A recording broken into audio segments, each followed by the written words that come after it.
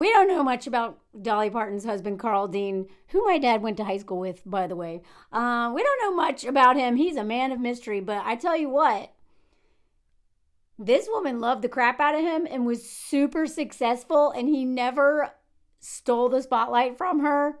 And like a man who can't stand you and hates you will literally sabotage your career. And she would be looking haggard, even with all that money, if this man really sucked. So I'm never gonna put a man on a pedestal. None. Definitely not a man I don't know, because there's always something that's like, right? But for a dude who went to high school with my dad, meaning this man is like boomer in the South, and white Southern men are like next level privilege, man, baby, whatever. For him to not be threatened by her, well, I hope that is something that is on your list of greenish flags. And nothing's like, I don't even like talking about green flags, because I swear to God, they end up being red if in the wrong context. And I just want to go over some of the stuff that they've said about their relationship, and they have not said much. But before I do, in my dad's yearbook that I went through when he died, I wish I had asked this man more questions when he was alive. I highly recommend interviewing your parents, grandparents, whoever, while you can, because the journalist in me totally failed at asking him enough questions. And I ended up meeting up with his high school friends. And y'all know I've talked a lot of trash about my dad, but I've also made peace with a lot about my dad. I talked to his high school friends right after his funeral, and this man was a different man before he went to Vietnam and became an alcoholic and all that other stuff. Father who abandoned his family and all kinds of stuff, right? Before I came into the picture, he was very popular in high school. He was apparently hung out with, like, was very progressive, which is crazy given the time, and that this is the South and he is a white man. Him and his friends were, that I met up with, first of all, these two men are still alive and they are super liberal, which I was like, when you see one of these rare birds in the South, a old white liberal man, I went, pretty lit, like very liberal, especially for his age. You're just like, wow.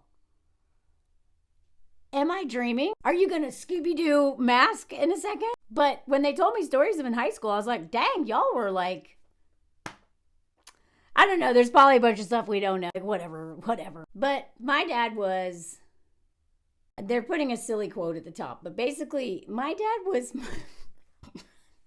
I'm sorry, I still find it really hard to believe, most courteous. This is a man, it was shocking to see. Most courteous, he's like literally one of the most rudest, least thoughtful human beings I have ever met. But he used to be different. I mean, whatever. It just goes to show you his demons caught up with him and influenced him a lot. But he was always trying to be good. Carl Dean, wittiest. That is why she is with that man. He made her laugh. He let her sing and go do her thing and travel around and be famous and play music with her nails and do movies like 9 to 5 in peace. He let her become successful without destroying her career, sabotaging it, unaliving her.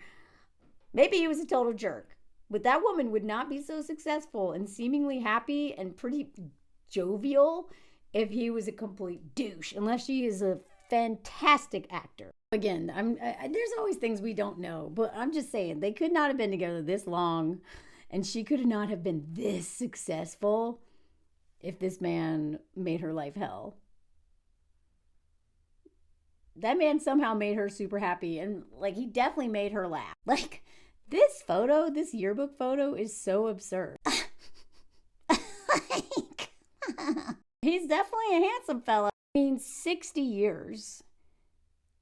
That's like 13 years older than my whole life. Like, and Southern white men don't do stuff like this unless they want to. Okay? They are some of the most stubborn traditional men, and there's no way he'd wear this cheesy ass shirt, Dolly, unless he was her number one fan. I don't know. I mean, this could all be just the joke's on me. But it's, y'all, I talk so much about terrible relationships. Again, I'm never going to put any of them on a pedestal because we don't know what's happening behind the scenes. But the fact that, like, he didn't seem to want the spotlight and she protected him from the spotlight, and she kept that part of her life private, which to me, it could be a sign of, like, terribleness. But in my short time in a tiny spotlight being married, I want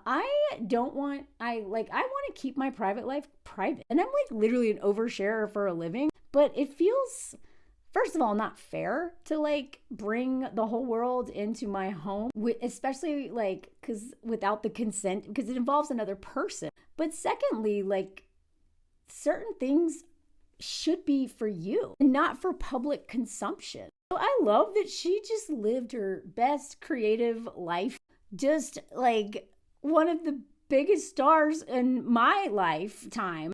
And then she had this dude at home who did his own thing, and like they had their separate things that they did, and they come together and like were each other's number one teammate. And you know, I didn't even think about this until yesterday. She's child-free, man. It's so hard to find child-free role models. It was for me. I think there's more and more now, but it was really hard for someone like me to find women who were super happy and either just single and child-free or married and child-free, because I'm married and child-free by choice. And as soon as we got married, people, except the very closest people to me, were like, "Oh, you're going to have kids now?" And I was like, do you think I had a lobotomy? Like, that has never been in my plan. I have never wanted that. Why would I want that now? But I get it. Some women change their mind once they meet a partner or whatever. But like their photos are cute. This man is tall. Either that or she's super short. Like, dude was hot. Look at that. And one of the first things that she was surprised and delighted when they met, because he didn't look at her boobs. He looked at her face when they talked. And he was generally interested in finding out who she was and what she was about. Got married 2 years later. I love it that she is like, I'm telling you, especially in like the industry, it is so hard. Like, as somebody who was, worked in the film industry, lived in LA and New York, and was in the comedy world, there are so few men that I would have ever dated in any of those worlds, but especially like who were stars, like maybe crew members, because I was a crew member for a long time. But there's so few comedians that I can think of one that I would have ever dated, because a lot of stars and actors, like men who are in that industry, they end up becoming like Ryan Reynolds, so jealous of their wife, or at least the first one. Whatever, I'm not talking about that right now. Still can't stand that man. I will eventually catch y'all up on my thoughts, but it's very hard to find men in the industry who are not threatened by successful women, because to be in the industry is already hard enough on your ego.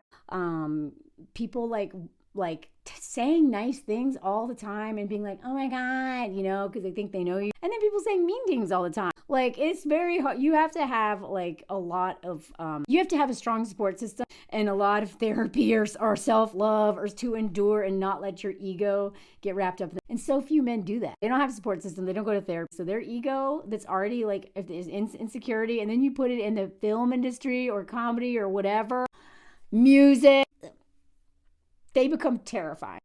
So I love that he's just a, businessman who had an asphalt paving company. And she's Dolly Parton. He rarely made appearances. Oh, and she loved his mom. That's another green flag. She called her Mama Dean. If she loved his mom, like these moms, if they're nice in the beginning, sure. But if they, over the test of time, you still love your mother-in-law, good sign. I just want to say really quick too, I had to go and look up his age, because when I read yesterday that She met him when she was 18. They got married 2 years later. I was like, oh God, she was a teenager. Please tell me he wasn't like 25, 29, 30. He's 1 year older than her. They're basically the same age. So, and again, he could be an abusive asshole. I don't know. But when I've heard stories from Dolly about how she is a very good businesswoman, the woman is smart, okay? She is smart, and she's so Southern, I swear to God. She talks like so many Southern white women. Now, I don't know how racist she may have been. We all white people have it in us, so there's somewhere, but I don't know. She donates books. She gives a lot of money away. She's a very savvy businesswoman. And if I'm missing something, please tell me. I don't know. But I remember hearing the story about Elvis and her negotiating a song with that. And like, it seems like she knew how to stand up to men. She knew how to work them. She knew how to be nice and all that stuff, would get what she wants. So I don't know. Like, again, this man could have been terrible, but it seems like a woman who is off doing her thing all the time. I think on some level, the problem is that the likelihood of him being a homosexual is very high, right? So women who are this famous end up with men who are jealous of them in their own industry and then destroy their career and like knock them up so they can never work again. I think sometimes it works out if there is a man who is not like, who just doesn't like the spotlight. Like, he's not competing with her. He's got his separate thing. And if you, like any man, like, I'm going to give you one example from my life, just because it's the only thing I think of. When I've gone on stage and Anthony is in the audience, he is on the edge of his seat, like rooting for me. When he sees me do something, like when I do lives, sometimes I've interviewed like people that I was like, whoa, I've caught him crying. I know. And afterwards I was like, why are you crying? And he was like, I'm just so proud of you. You're just like, you're doing it. You're so smart. He's my number one cheerleader. Okay. He doesn't want to be in the spotlight. He has his own things that he's really good at, but like, he doesn't want to be doing what I'm doing, but he loves that I love what I'm doing and I'm good at it. And so he is like, so I can see this working. He's got his thing. She's got her thing, and she's making a ton of money. And they also have their separate lives. Like, she's traveling and doing all this stuff. Now, I'm not sure if they tried for kids or not. She's like, and this is not a deep dive, y'all. This is just me speculating, trying to use examples of like through a celebrity of things that good or bad, but like at the end of the day, we don't know these people and this could all be a lie. But it's not that, I don't think she necessarily was child free by choice. It sounds to me like they were like, all right, they weren't doing anything to stop it, but also was just busy. You know what I mean? Maybe they tried. Maybe she had a lot of, miscarriages. Who knows? Most women seem to have those, like multiple.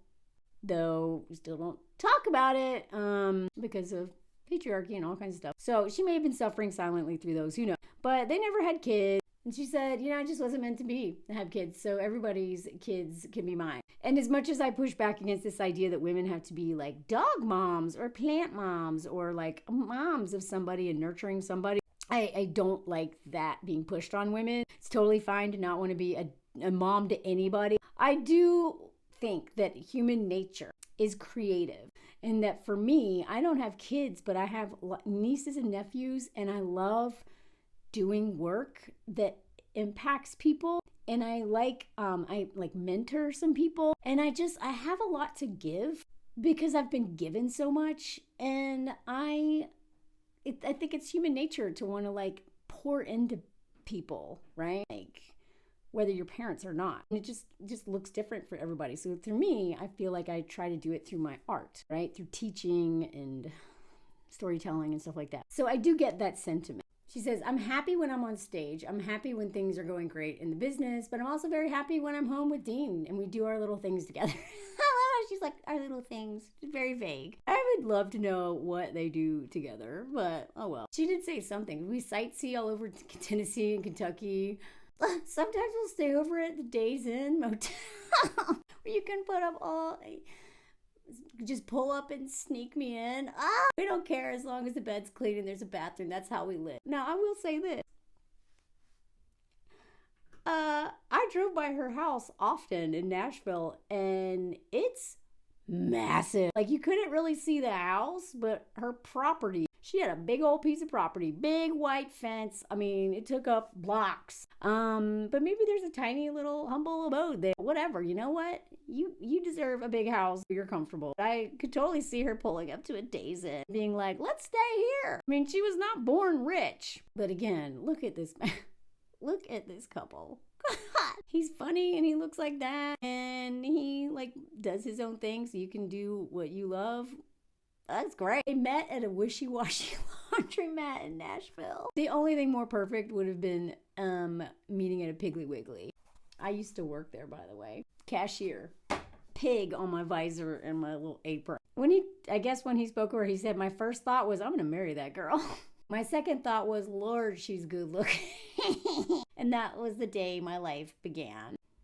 I mean, that's cute, but I hope you, well, clearly he did his own thing as well. I don't like it when men are like, well, you're my everything. This man knew what he wanted. Within 2 years they were married. She was living with her aunt at the time because, she was moving there to be an artist, didn't have money. She was babysitting her cousin, I guess that's her cousin. He came up every day that week and we'd sit on the porch.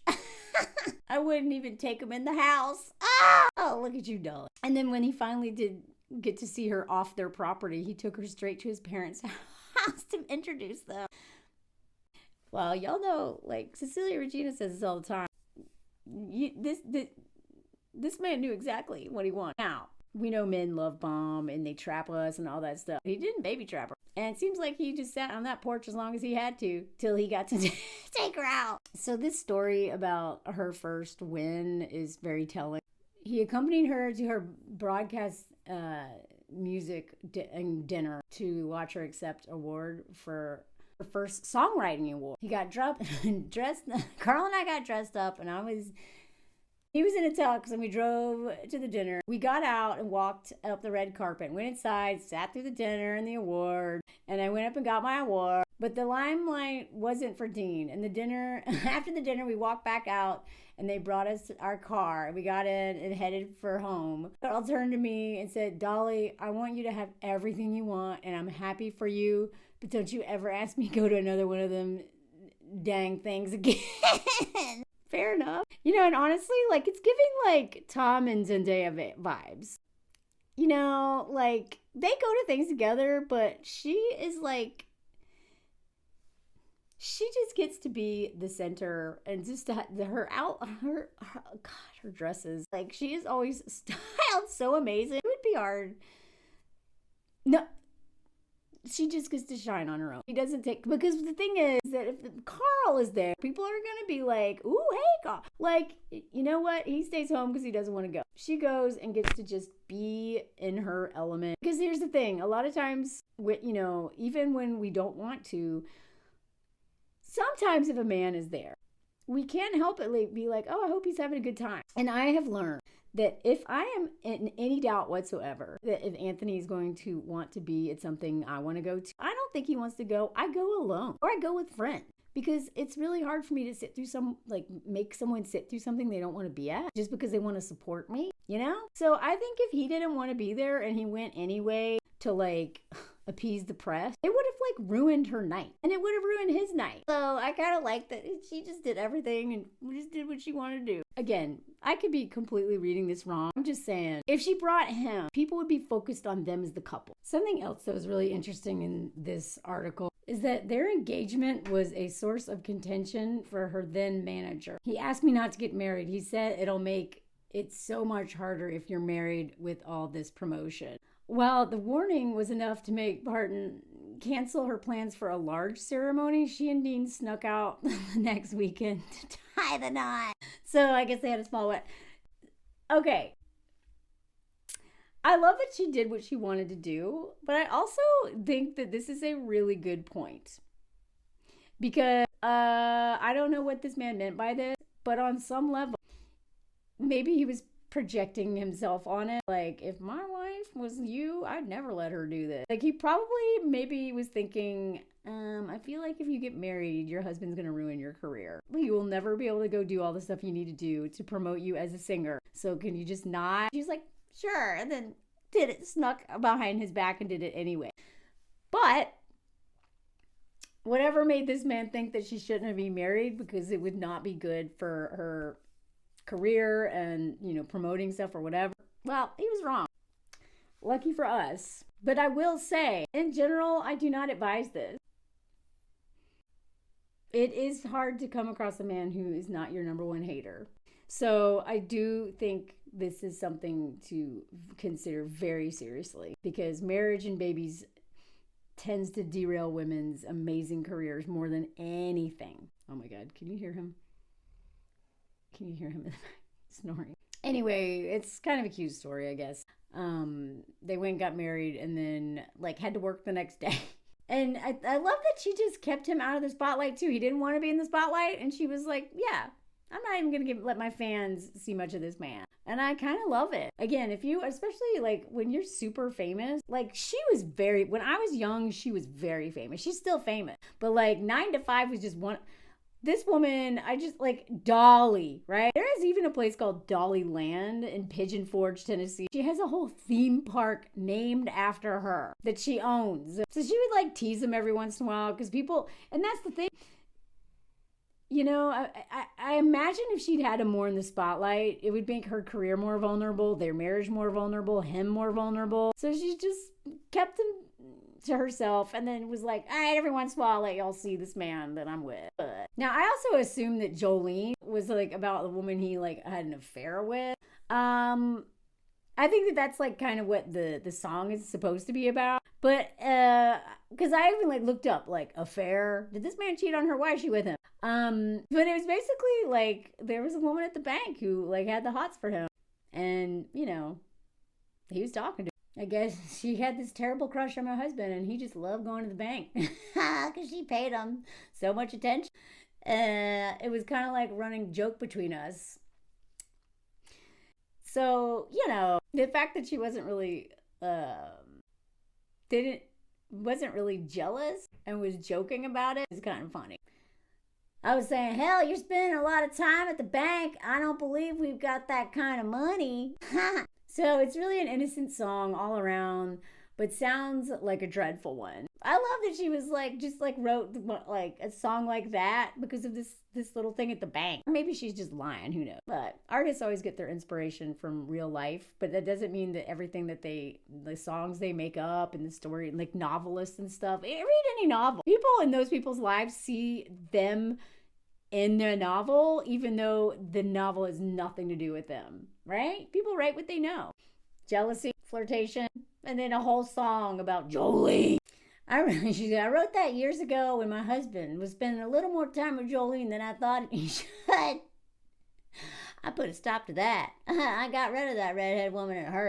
Now, I think this is a joke because you will never keep a man from cheating who wants to cheat. I guess he joined her when she was doing 9 to 5. Carl is the one man in my life that I would like to grow old with. That's funny because you all know what I say. It's because they don't want to they don't want to deal with another man. Even women in really good marriages will say that I would say that. I don't think I would ever take that risk again. She can hit the jackpot once, but twice, not likely. So she says all this. When she spoke about affairs in the 80s, she said that she wrote in her autobiography that she formed a strong connection with her band leader. Maybe this is why they joke, because they were probably apart all the time.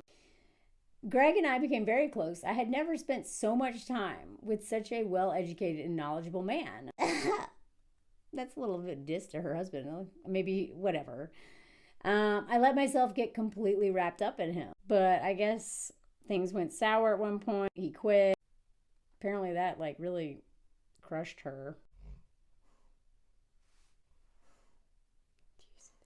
But she denied rumors of a divorce. Dean was the man that God intended for me to have. We'll just always be together. To him, it's a joke. There ain't no man in this world that ever can live up to my husband. That's one of the things that keeps me from going too far. She's like, look, I don't trust that any of these other douchebags are going to be as good to me and love me and like let me do my thing like him. I'm not taking my chances. She also, did like kind of tributes to him sometimes. And they had like, she just gives like little stories that are cute. She wrote this song for him. She needed to write a beautiful love song. And I picked my husband who I love. And I thought, well, I'll write a song about him. So she talked about him, what keeps them married. My husband is a good man, first of all. He's a deep person, but he has a great and warped sense of humor. He makes me laugh and entertains me. He's very secure within himself. That is key. A man who is secure with himself is not going to be, he not only is not going to be jealous of you and want to sabotage you or resent you for being successful. He actually is going to enjoy you winning, because that is what love should be about. And if you are married or dating a man and he is not your number one fan, that doesn't mean like he like worships all your work. But if he doesn't love watching you win as much as your best friends, hopefully you have good friends, your very best friend, if he is not your number one fan, he is your number one hater. In terms of The Secret, she says, they say opposites attract, and it's true. We're completely opposite, but that's what makes it fun. I never know what he's going to say or do. He's always surprising me. The only thing that I don't like about this is that he's a loner. He's kind of a loner and doesn't really like being with anybody but me. He's not one to get out there and socialize that much. He loves living on the farm, taking care of the property, and has for all these many years. Not a fan of this, but I will say this, that like, this is so common. Like, the lonely male crisis is nothing new. It's the like, men don't know how to have relationships with people crisis. So whatever. I don't like that he didn't have more of a support system, but he's also like 80. And men our age have a hard enough time making friends. A man living on a farm with a famous freaking wife like that, I think it also would probably be very isolating to have a famous partner, because you would also like not want to hang out with famous people. And then you'd constantly be like questioning people's intentions behind wanting to hang out. I don't know. I just feel like this would also be a very like isolating experience in general, even if he wasn't a man, being like manning. Look at this photo of them. She's also said that he's really shy and quiet. So not surprising he's a bit of an introvert. She's also described to the Rolling Stones about their marriage being it's just a pure and simple relationship. Sounds like she had like a more not so simple relationship with her band member. And realized real quick, oh, wow, this sucks when they're complicated. Anyway, I just wanted to examine another kind of relationship, because y'all know I am so hard on some of these Love is Blind contestants and, movies and stuff like that. And again, we don't know much, right? And he could have been an abusive, narcissistic asshole. But for people 80 years old, and for her to be such a successful businesswoman, he was doing something right. And I think just letting her live her life was the biggest part of that. There is a part of this one interview that I actually don't like. She denied rumors of a divorce. Dean was the man God intended for me to have. We'll just always be together. To him, it's all a joke. There ain't a man in the world that could ever live up to my husband. That's one of the things that keeps me from going too far. I want us to get rid of that mentality. Now, she could be joking here. Who knows? I just want to make sure we get away from this idea that like, well, he's not as bad as, and like none of these other men can be as good as him. Therefore, like I won't go anywhere because all the rest would suck by comparison. I still think women should always, always, always be asking ourselves on a regular basis, is this better than being alone? And any woman, and the thing is, she has been married since she was 20, right? They met when they're 18. She got married 2 years later. Maybe she was like 21, whatever. Does she really know what it's like to be alone? But then again, she was probably touring and doing her own thing all the time. That like, whatever. It sounds like she was kind of like able to enjoy a marriage and being single at the same time. But like minus just like cheating or whatever, you know? But in general, I don't think we should ever, ever, ever be like, well, I won't find anybody else this good. Because I promise you, if your life is not as happy with somebody as it would be in your happiest days as a single person, that is not enough.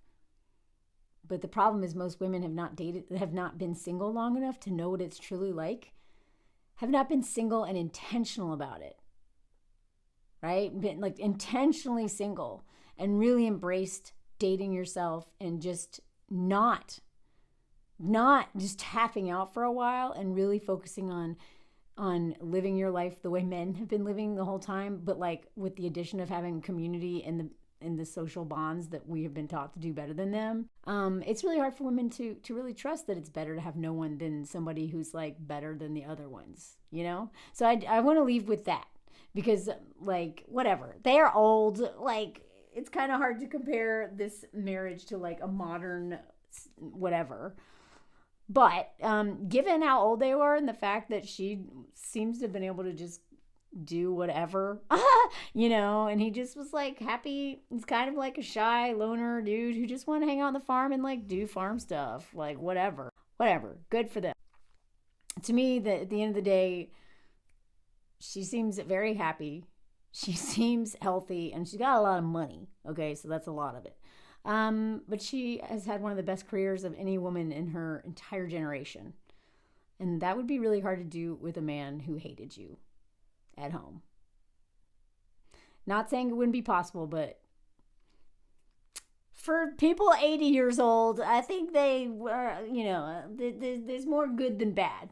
But again, we don't know. Anyway, let me know if you enjoyed this. It's kind of random, but I dissect like Love is Blind people all the time. Why not try to like, you know, get some insight into Dolly Parton's relationship and see what lessons and wisdom we can take from it, from things we would do and wouldn't do. So let me know what you think in the comments. Please follow my Patreon. I've got great lives over there, watch parties, travel content, personal stories, all kinds of stuff. And let me know if you heard the comment song. And please feel free to add information. This is not a deep dive on them, okay? I've got too much Love is Blind and all this stuff happening right now. This is just like a little mini one. F1. Carl and Dolly, comment song. Carl, you silly puss, look at you. You do have a warp sense humor, comment song. Carl and Dolly, comment song. Look at this. She is so cute. Look at this t-shirt. He's wearing that. I love that part of the comment song. Sorry, my voice is bad right now.